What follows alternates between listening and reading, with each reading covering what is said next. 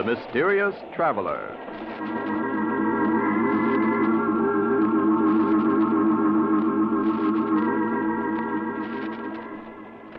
This is the Mysterious Traveler, inviting you to join me on another journey into the realm of the strange and the terrifying.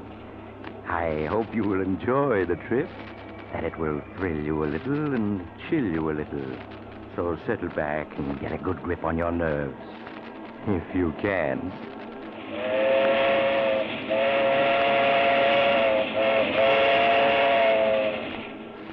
Where are we going? Why, we're going to pay a visit to the home of Albert and Louise Jordan. As nice a couple as you'd hope to meet. In a story I call Death is the Visitor.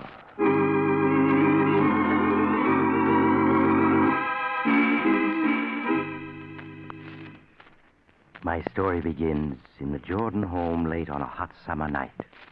Albert Jordan is asleep and is having a nightmare about his mother-in-law. Oh, no.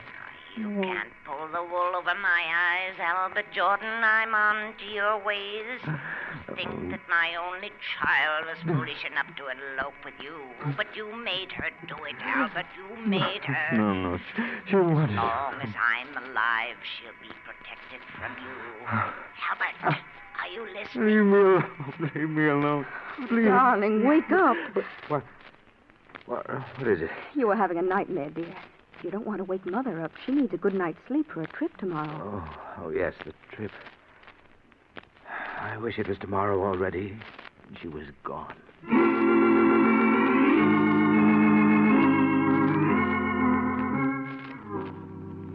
Are you sure you have everything, Mother? Yes, Louise. Everything I need for my trip home is in this handbag. Oh, now don't forget to ship my trunk. I've already notified the expressman, Mother. He'll be here to pick it up this morning. Thank you, dear. Well, it's almost 9 o'clock, Mother. You'll miss your train. I've never missed a train in my life. You needn't be so anxious to get rid of me, Albert. Not really, Mother. I didn't mean... Oh, Louise, darling, I do hate leaving you alone like this. But, Mother, I'm not alone. I have Albert. Well, I don't mind saying it right to his face. I don't trust him, Louise, and I never will. I'm rarely wrong about people, you know that. Now, see here, Mother. I've had about enough. Louise and I get along perfectly well when you're not here. See, Louise, what a temper he has. Do you want me to stay, darling? Really, Mother, I'm very happy with Albert. Oh, well, very well, then I'll go. But you'd better be good to her, Albert. Yes, Mother. I will. Well, goodbye. And don't forget, Louise, Mother'll be back if you need her. Yes, Mother. Bye. Louise, if your mother pays us just one more visit, I'll leave this house for good. Albert, what are you saying? In the past year, she spent 8 months with us. She has her clothes here, a key to the house. Why, she's even listed in the phone book under our number. I tell you, I won't be responsible for what happens if she doesn't stay away. I'll write to her, Albert, and try to explain. Really, I will. Make her understand that we have our own lives to lead. You know, now that she's gone, I feel like a new man. I can breathe in my own house. Oh, Albert, you won't forget to put the tags on Mother's trunk, will you? The expressman will be here for it soon. No, dear. Shipping your mother's trunk to her will be one thing I certainly won't forget.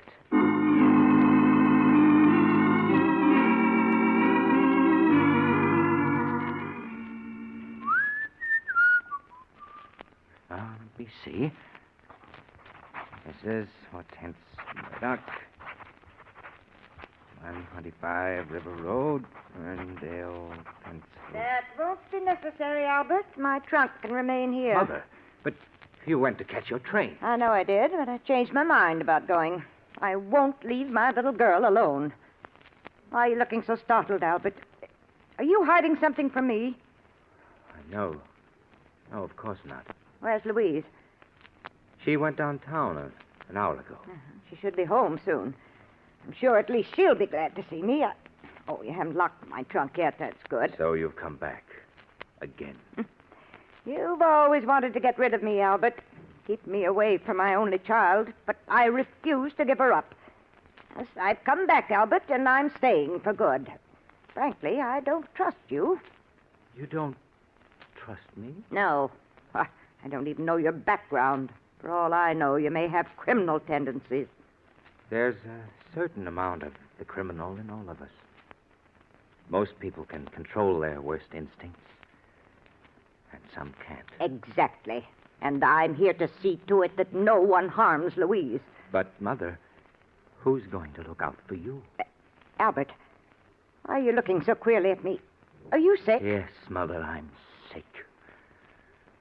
Sick of the sight of you. Albert, stop looking at me that way. Why, you seem like a different person. I am, Mother. You've made me different. And now you must take the consequences. Albert, stay away from me. Don't you dare come near me. So you would keep coming back, Mother. Well, you came back just once too often. No, Albert. Don't touch me. Albert,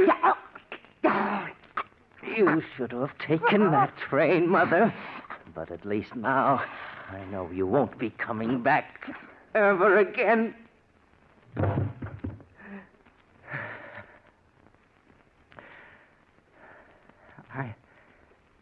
I didn't want to kill you, but you made me. Oh, but now I've got to get rid of you or they'll catch me. The trunk. Yes, it's large enough. Even in death, you're a problem, Mother. But you won't be for long. There. Now I'll have to get rid of the trunk somehow. I'll think of a way. Albert, are you home? Louise, the trunk. I've got to close it. Is that you, Albert? Yes, dear. Yes. Oh, I see. You're locking the trunk. Yes, I was just getting it ready for the expressman. He should be here by now. Albert, is anything wrong? Anything wrong? Why, what do you mean, Louise? I don't know. Your face is so flushed. Oh, it's just a little warm in here, that's all. Oh, we forgot to pack Mother's robe. Look. Oh, you'll have to open the trunk again, Albert. No, I mean, the trunk's full already. You wouldn't be able to get anything else into it. Why, nonsense. When Mother and I packed it, it was only half full. Oh, please open it. But it's locked, and we haven't got the keys. Oh, yes, that's right. Mother has them. Well, we'll just have to mail the robe to her. Oh, I'll answer the door. It must be the expressman. Make sure the tags are on it, dear. The tags. Oh, we can't go to her home. Oh, if I only had time to think. Wait, yes, that's the only thing to do. Come this way, please. You'll find the trunk in this room. Here it is. Are you finished, Albert? Yes, it's all ready to go. Okay. Well, I'll make a racket of it. Now, let me see. It's being shipped to... Perhaps you'd better load it on the truck first. It's easier this way, mister. You're shipping it to Mr. William Smith, 345 Wood Street, Las Vegas. Well, that isn't the right address. Then, what is it on this shipping tag, lady? Oh, well, that must be one of my customers. I must have been thinking of someone else when I wrote it out. Yeah, but what's the right address? Oh, it's Mrs. Hortense Murdoch, 125 River Road, Ferrydale, Pennsylvania. That's right, isn't it, dear? Yes. Okay, I know your name and address. I'll put the right tags on later. That's mighty heavy. Oh, please be careful with it. Don't worry, lady. I'll get there safe and sound.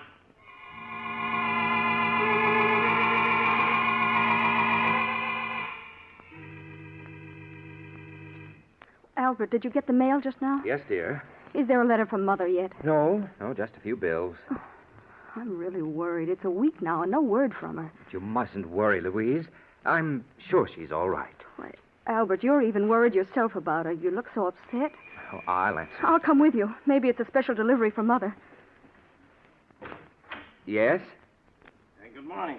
I got a trunk here for you folks. What? It's Mother's trunk. Yes. You always wanted to get rid of me, Albert. But I've come back, Albert, and I'm staying for good. Bring it in, won't you, please? Okay, lady. There you are. But I don't understand. Why should Mother send her trunk back to us? Would you mind signing for it, Mr. Jordan? What? Oh, yes. Here you are. Thanks. Bye. Albert, I can't understand why Mother shipped her trunk back to us and without even writing a word about it. Can you figure it out? What? Oh, no, I can't. Well, I'm going to put an end to this guessing. Louise, what are you going to do? I'm calling Mother. Hello, operator. I want to put through a call to Ferrydale, Pennsylvania. The number is 223. Why bother, Louise? I'm sure there's a letter on the way. Oh, I've waited long enough for one. I'm sure there's something wrong. Oh, hello? Oh, hello, Sarah. This is Louise calling. Is my mother there? What? Are you sure? Oh, that's why you shipped the trunk back. No, thank you, Sarah. Albert, Sarah says that Mother never arrived home. She sent a postcard saying not to expect her just yet. Was Sarah the one who shipped the trunk back? Yes. She thought that Mother had decided to stay with us longer and would need her clothes. What? Albert, where can she be? Oh, now, Louise, I'm sure she's all right. All right, she's been missing a week. How could she be? Well, perhaps she's staying with friends. You know Mother hasn't any friends. We've got to do something. Albert, I'm going to call the police.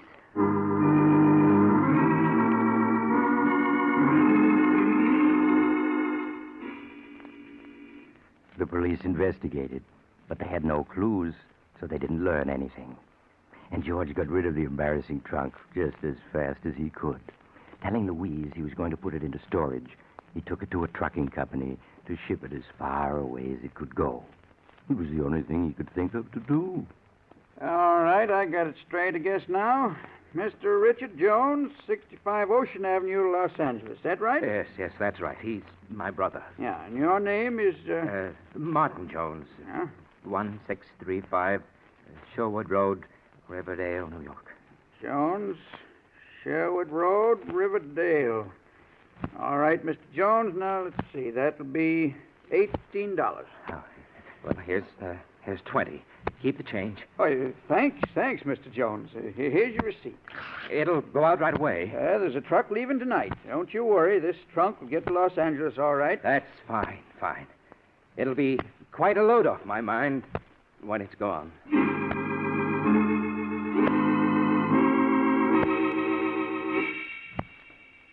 A week passed, 2 weeks, 3, and poor Albert was breathing more easily again.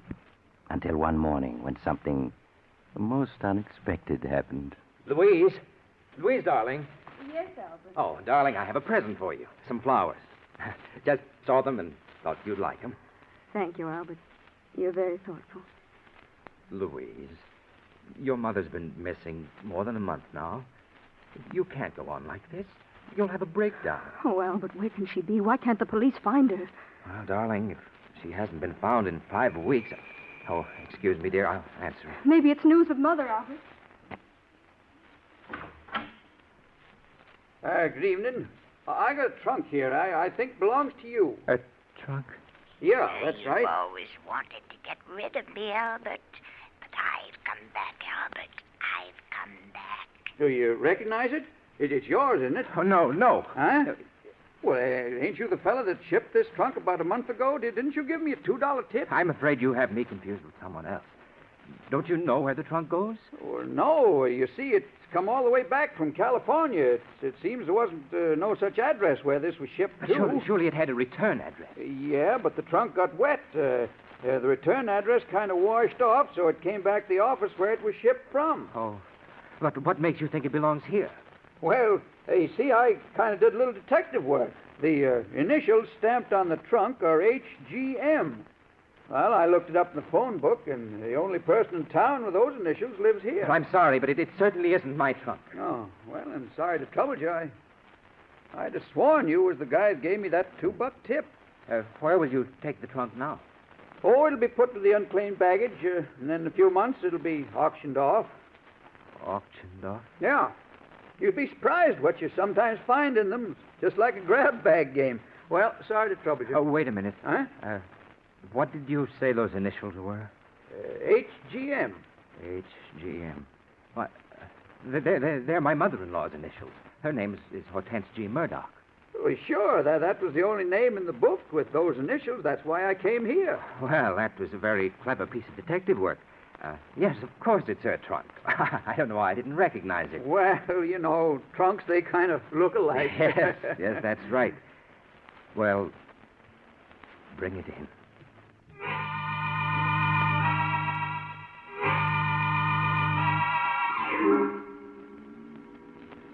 Trunks are funny things, aren't they? You have something valuable in one, and just as likely as not, it'll get lost. But put something you don't want in it, like a mother-in-law, and it'll come back every time. You can hardly blame Albert for being upset, especially since Louise wanted to open the trunk to look for possible clues.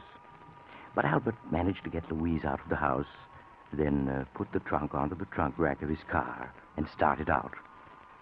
Several hours later, he was at the receiving platform of an all-night storage warehouse in New York. Yes, mister? Can I help you? Pardon me, but you store trunks here, don't you? Yeah, sure. We store anything in here. You want to store that trunk you got there? Oh, yes, please. Okay, I'll make out a ticket. Now, what's your name? Williams, John Williams. The address? 313 Maple Street. Yeah, but what city, mister? What city? Baltimore, Maryland. Baltimore. Okay. Charge is $3 a month. How long you want to pay for? Quite a while. I'll be leaving the country, and... Well, what is it? Anything wrong, mister? Oh, dear. I only seem to have $6 with me. Well, that'll pay for 2 months. Then we'll send you a bill. No, that won't be necessary. I'll send you a money order in a few days. I may be out of the country for several years. Okay. Leave the trunk there. I'll take care of it. And here's your receipt. Just put the number of it in your letter when you send the money. I will. I won't forget. Good night. Good night. Hey, Mr. Williams. Mr. He's gone. There's a receipt on the platform where he dropped it. The nervous type. Oh, well, I suppose they can forward it to him from Baltimore.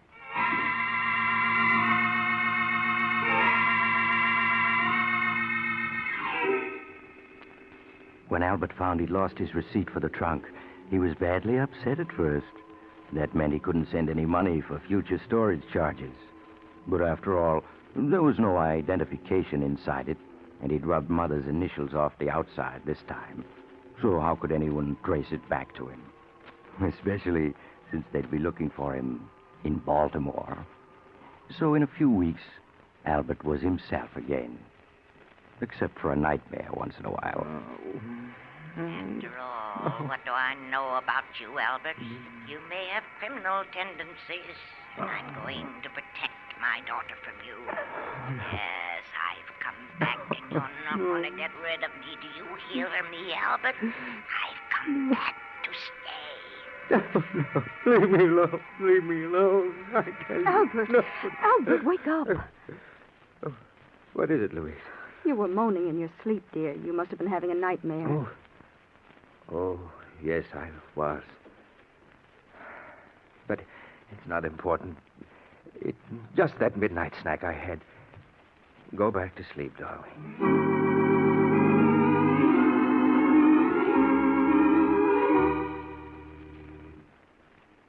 But as the months passed, so did the nightmares. And finally, Albert was his old cheerful self again. Good evening, dear. How are you? I'm all right, Albert. Fine. Say, I bumped into George Horton and his wife while on the way home, and they asked us to come to the charity bazaar tonight. That was very nice of them, Albert. Well, why don't we go? There'll be an auction, a raffle, supper, dancing. It'll do you good. I know, but somehow I don't feel like meeting people. But you can't go on this way, Louise, cutting yourself off from the world. I've been unfair to you, haven't I, Albert? Keeping you home night after night all these months. Oh, why, darling, you know I've been perfectly happy. It's been so nice. Just the two of us. You've been perfectly wonderful, Albert, and I'm afraid I've been acting very selfishly. All right, I'll go to that charity affair tonight.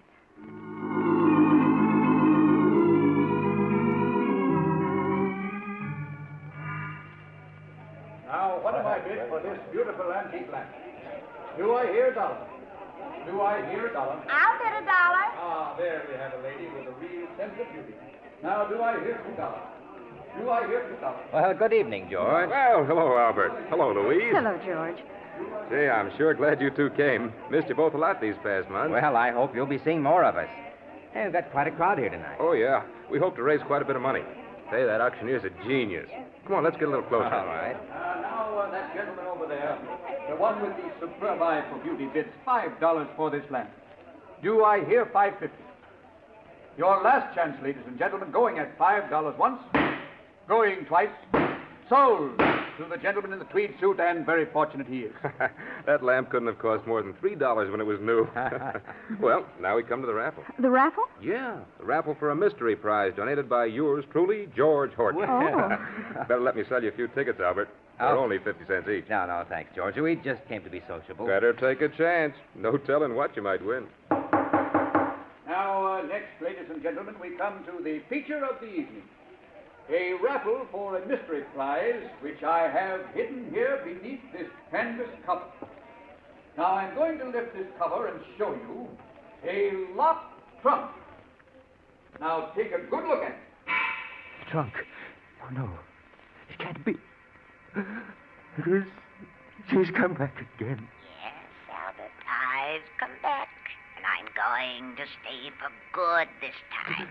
Oh, no. Now, this is no ordinary trunk, ladies and gentlemen. It was donated by a gentleman who bought it for storage charges. Now, who knows what it contains? Perhaps the crown jewels of old Russia. Or better still, a case of scotch. Now, take a good look at it and try to guess. Albert, you're so pale. Is there anything wrong? No, of course not. George, where did you get this trunk? Oh, that big storage place in New York. You know, on the east side. Somebody did keep up the storage charges on it, and all the notifications they mailed came back, so... Yes, I see. Now that you've seen all the prizes, and particularly seen this prize, ladies and gentlemen, I know you're going to want to buy not one, not two, but half a dozen chances each. What can be in it? Guessing is half the fun. Well, now we're all going to adjourn for supper, and immediately after supper, the big drawing will be held. So buy your chances now and win yourself a trunk full of surprise and pleasure. Well, Albert, changed your mind about buying a chance or two? Yes, George. Yes, I have. Now take all you've got.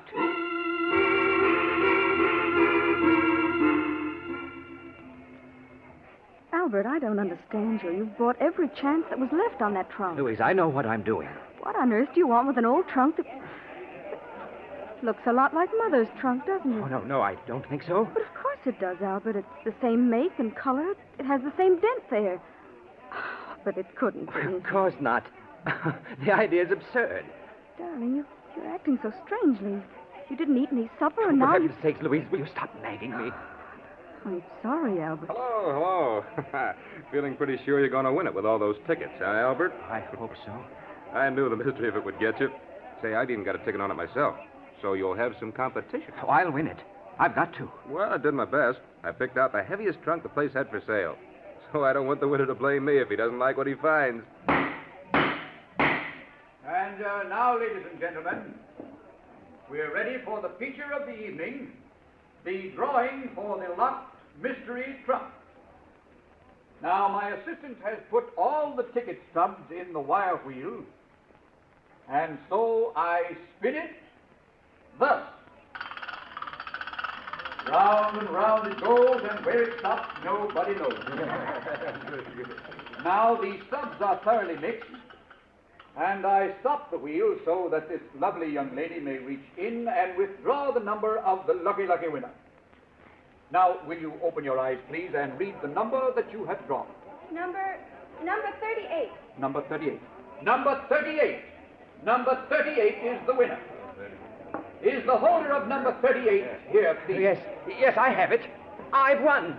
I've won. Well, good for you, Albert. Congratulations, sir. May I have your ticket, please, so that I may compare it with the stub that the young lady drew? Yes, of course. Here it is. Thank you. Now, I place the ticket and the stub together, and we... What is it? I'm very sorry. I'm afraid an error has occurred. An error? What do you mean? The young lady misread the winning number. It is number 33, not 38. No, you're lying. I won. The trunk's mine. Now, I'm sorry, but mistakes will happen. Ladies and gentlemen, I must make a correction. The winning number is 33. Is the holder of number 33 present? Yes.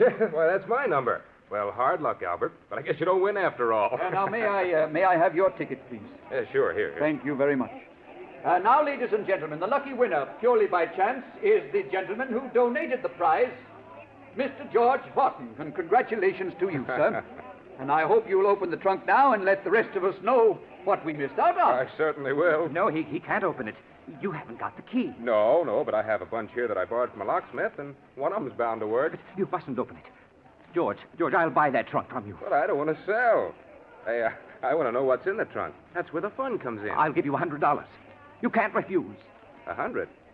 Well, if you want it that bad, all right. I'll give you my check tomorrow. Yeah, but there's one condition. Condition? Yep. That you open the trunk here so we can all see what's in it. Oh, no, I won't do it. Well, then the deal's off. Sorry, Albert, but curiosity has the better of me. Oh, come on. George, please, listen to me. Sorry, Albert, sorry. Just a minute, everybody. As soon as I find one of these keys at bed, I'll enter Told you I'd come back, Albert, and I have. You should have known I would. Oh, no. Darling, you're not well. Let's go home. No, it's no use. It's just no use. What on earth do you mean? You'll never be rid of me, Albert. Never. I've come back to stay this time. I think I've got it. Yeah, this key seems to be turning. No, wait. Matter, what is it? You mustn't open it. Oh, Albert, fun's fun, but No, after all... I had something to tell you. She's beaten me. I can't keep it hidden any longer. That's right, Albert. Tell them it's the only way you can ever be rid of me. Go on. Tell them. Well, Albert? I did it. I killed her. Did what? Killed who? Albert, what are you talking about? I killed Louise's mother. Her body is in that trunk. Oh, no. Albert, that's a very poor joke. Oh, it's no joke. I thought I could get rid of her, but I can't. She keeps coming back and coming back and coming back, and I can't stand it any longer. Go on, open the trunk now. You'll see I'm telling the truth. Go on, open it. All right, we will. Please stand back, everybody. Come on, stand back, all of you. Auctioneer, help me, will you? Yes, sure, Mr. Wharton. I'll undo this catch now. There. All right, now lift her. Albert, this trunk. Why, there's nothing in it but old books.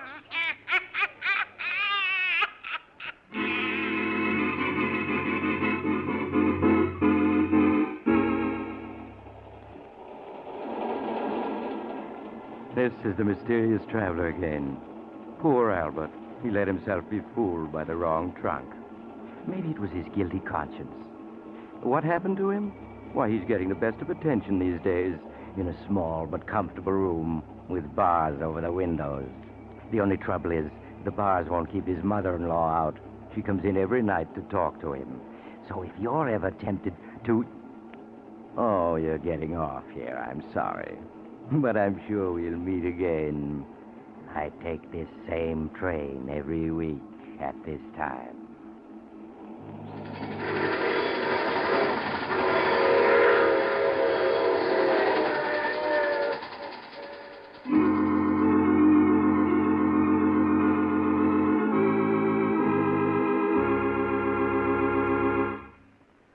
You've just heard The Mysterious Traveler, a series of dramas of the strange and terrifying. Listen next week over most of these mutual stations to a tale titled Murder is no accident. Another Tale of the Mysterious Traveler.